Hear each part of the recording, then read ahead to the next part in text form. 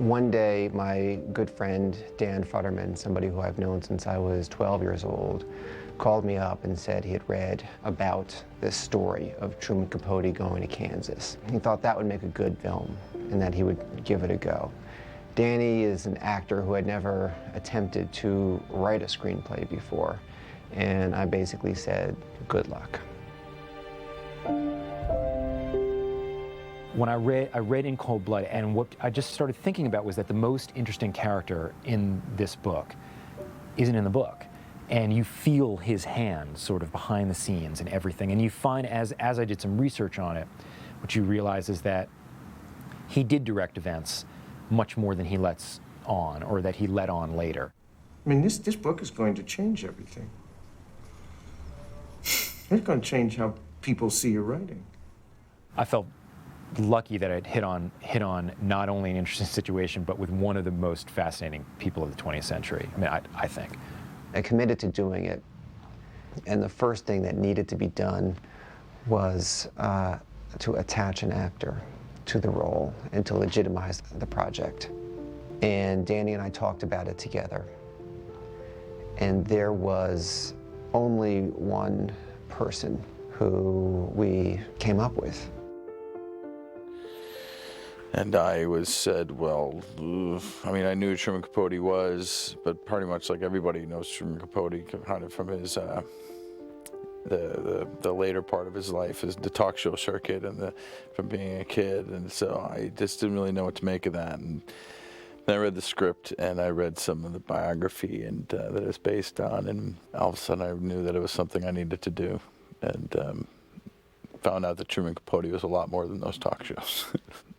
Dan has done a remarkable job condensing 5 years of Truman's life, taken from my book. It's a very complicated drama, a very sophisticated screenplay. I had a screenplay that was sort of a before and after screenplay, that the first, I'd say, third of it was Truman before he met Perry Smith, going to Kansas with Harper Lee, his childhood friend, to write about these killings that he had read about in the New York Times. And something that was changed was the establishment of an inevitability to the story, to make it a more classic tragedy. That something is speaking to Truman, but you don't know what it is.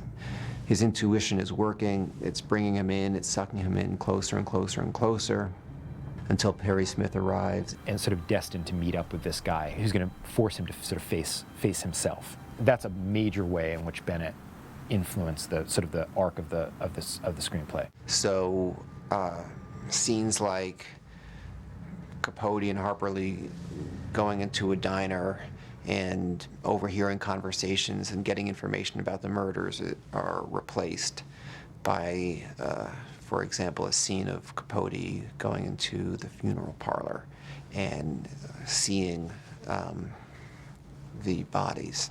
What's great about the screenplay is, hey, it's not a biopic. I think that's first off what's great about the screenplay, because I don't think I would have been interested in playing it if it was, because then what's the drive, what's the point? It was a story about ambition, it was a story about artists, and it was a story about writer and subject, and it was revolutionary in a way. What we're exploring in this movie is the dark side of Capote too. It's not that it was a lovely world and he had everything he wanted. If anything, he had a lot of demons that he had dealt with. So I think studying him and what drove him and motivated him was what was very fascinating. And the way that Bennett and Phil and Dan explained it was, you know, there's always behind those facades, there's a lot of layers. You might as well not even think about that these people ever lived or that they're actually real people. You can live in a fictional world because it's not a biopic, which is so fantastic to me. That's what I liked about it. Phil began rehearsing close to 6 months out. He began preparing and losing weight and studying Capote, the voice, the physicality, and all like that. And then 2 weeks out, up in Winnipeg, the entire cast showed up, and we began much more formal and intensive rehearsals. But we never rehearsed anything to the point where we really got it.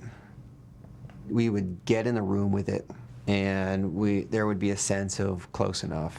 and we'd never take it to the point where the thing was solved in rehearsal, and that the first time anything was going to be solved was going to be in front of the cameras. It's not about mimicking Truman Capote, because that's not interesting, first off, because he's going to do him better than anybody else. And they always say, like, he was more, like when they say about actors, like, well, they were more that person than that person was. And I'm like, no, not really. It was a huge risk for Phil to take, and the possibility of profound humiliation was always there. And I think it's certainly the most challenging and harrowing to play film role he's ever done. We knew that he could do it. Phil studied it and spent so much time transforming himself into that person, from the voice to the weight to the body postures to things. It was, you know, it was amazing to see this guy transform himself into Capote. You know, really hit it. I mean, he just didn't play it, he really hit it. The difference between playing a real person as opposed to a fictional person is that there's research that you can call from that's real, that will tell you things that will help you, enlighten you, and ultimately I can't be sitting there worried so much about, like, well, if Truman was here, would he think I'm, you know, I got to create the character of Truman Capote in this story. Other filmmakers who I love and admire, like Hitchcock, the thing is done before you begin shooting, and it's really a matter of executing what's been decided. But for something like this, and for me and my comfort, there's going to be some kind of mystery. The solutions are going to be found in the conjuring of the moment. I don't think there's a smarter actor. I don't think there's a actor who works harder to prepare, but those are not the things that make him a great actor. What makes him a great actor is cutting free of that. One example is when he says goodbye to the killers at the end of the movie. When we rehearsed it, he had complete composure and just a very unemotional, composed farewell. And I asked Phil, you really think that you're so composed in this scene here? And he's like, why, what do you mean? Do you want me to get emotional? Do you want me to cry? Like, he's like, I'm not gonna cry. You know, that smells like horseshit to me. And I'm not gonna get emotional. And he walks out of the room, he closes the door, the cameras roll, the door opens, he walks in, he looks at these guys, and he stops, and he can't contain himself.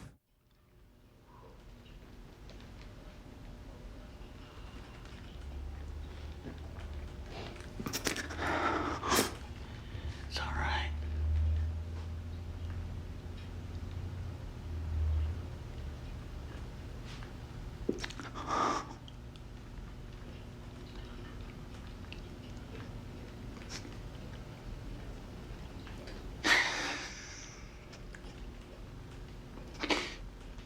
I did everything I could. Okay. He did prepare for this scene properly, but the way he did it is he convinced himself and told himself everything that Capote would have told himself. You know, Capote going into that situation is not going to admit the emotionality of it. He's going to do everything he can do to repress it, and he's going to tell himself, I don't want to make this about me, and I don't want to, you know, I want to go in there and give them something. But of course, Phil enters the room and the truth of the situation dominates. And he's the kind of actor that will let go of everything he's decided in the moment when the truth presents itself. The ensemble that was put together, I really can't think of anybody else to play all these parts and the people who played them. At the end of the day, I really think back, I'm like, well, who else would have done that? Nobody. I think we really lucked out with who we got and the caliber of talent and ultimately the kind of perfect fit that they all were with their parts that they played. It's really, really exciting.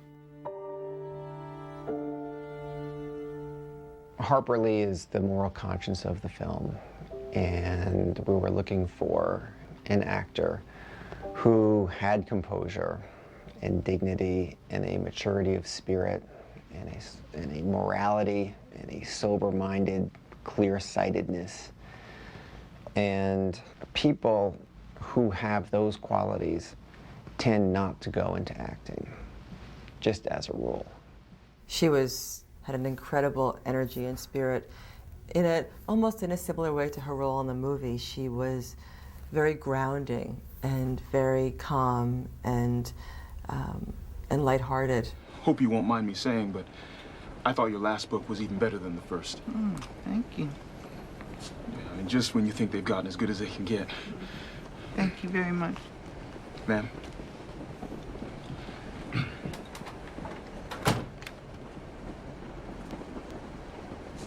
You're pathetic. What? You paid him to say that. You paid him to say that. How did you know? Just when you think they've gotten as good as they can get. I thought that was a good line. She's very witty, and he, of course, is known for how incredibly bright and hilarious and just such a unique kind of individual for his time. And for the time now, he would be also, but yeah, they were very, very funny together, and the script has elements of that in it. I've tested myself. I have 94% recall. Cut that that out. out. Cut that. Cut that Philip out. Seymour Hoffman, Clifton Collins Jr., Catherine Keener, Chris Cooper, they all have different styles, and they work in different ways. Catherine is probably the easiest, most low maintenance, secretly great actress. Alvin Dewey was a member of the Kansas Bureau of Investigation, and Capote sort of gave him the treat of having more or less broken the case and tracked down Hickok and Perry. Thank you all for coming. There were other investigators that did a lot more footwork, but Alvin got the glory. I grew up in Missouri and Kansas, and having come from there, we were very, very aware of the murders when they occurred. My grandmother had always wanted to be a writer, and in her late life, in her late 60s, she did begin to write. She did meet Capote. And one of her garden club books was In Cold Blood. I wish I had her edition because she had dog-eared it with notations, and it would have been interesting to get her take on it. Yeah, I've decided on a title for my book. I think you'll like it. It's very masculine. It's In Cold Blood. Isn't that good? And that refers to the crime or the fact that you're still talking to the criminals? Oh, the former, among other things. I see. When I have a script like this and in other films that I've been involved with, there's a single sentence that I sometimes say, and that is, this is like a good old-time movie, And I wish we had more of them. Perry Smith was the hardest role to cast, and we looked at a number of very good actors over a long period of time, and I was getting ready to make a decision when at the very last moment, one last tape came in, and it was of Clifton, whose sister had videotaped them in his apartment. Perry's a really troubled individual. He grew up really abused. He had a father that was never really around for him, a mother that was an alcoholic, a brother that committed suicide, a sister committed suicide. He got arrested the first time for his on his 8th birthday, he was arrested the first time. The decision was made to go with him, a gifted actor who also happened to have quite a bit in common with Perry Smith. It's definitely made me pretty emotional. I've had a couple breakdowns. Yeah, that's an understatement, a couple.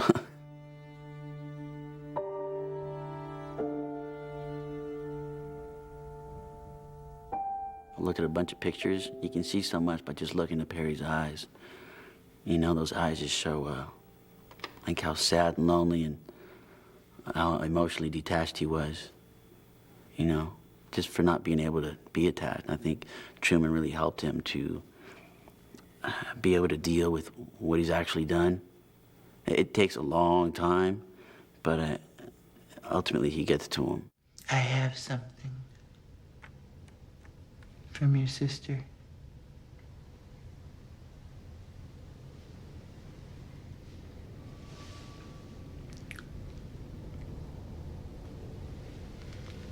She misses you.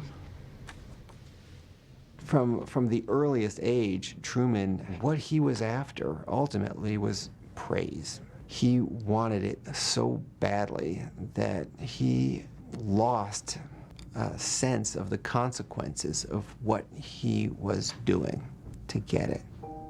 I think if the movie does do something, it hopefully puts you in touch with that. And whether it's a person wants to sympathize or forgive him for it, it's not so much the concern as to just look at this more as hopefully a truthful portrait of an individual and the choices he made and the tragic nature of his story.